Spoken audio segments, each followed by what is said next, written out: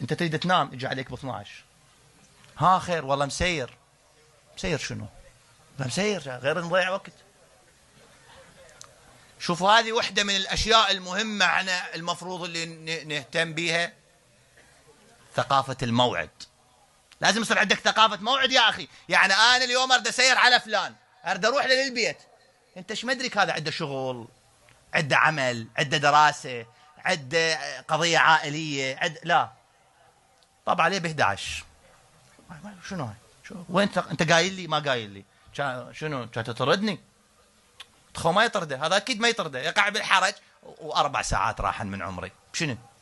سير علي قاعد، جبت له شاي واكل كعك وجبت له ما ادري شنو، هو خلاص كنك لزم الموبايل سكت وانا مقابله وقاعد. هاي شنو هاي؟ وين ثقافة الموعد؟ تعطيتني موعد. المفروض انا اريد اسير على واحد قبل لا اسير عليه خابره من العصر، سلام عليكم عندك شيء اريد اجيك اليوم، ومن اجيك وما ابقى له 5 ساعات، ناس ما عندها شغل وعمل. 40 دقيقة، نص ساعة يا اخي، ساعة انتهت خلص في مال. لا الله هذا الفراغ ليش هيك؟ بعض الناس لا، اصلا من يريد يتصل عليك، هاي ثقافة عالية، يريد يتصل علي قبل لا يتصل علي ودي لي رسالة، اقدر اتصل كون ارد عليه اقول له تفضلوا لما يتصل. زين اذا مسير ب 12 بالليل هذا شو اقول له؟ شوف هذه كلها اشياء غير صحيحه.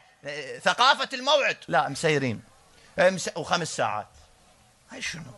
لا ظلت فواكه ما كلاها، لا حلاوه ما كلاها، لا كرزات ما خلصها، لا بيبسي ما شربه، لا كل شيء خرب. يلا ولو يعني زاحمناكم في مال. لا انت بس زاحمتني، انت ضيعت وقتي، انا هاي الساعه انتج بيها. هاي كلها غلط، كلها غلط. ثقافه الموعد مقدسه محترمه يا اخي.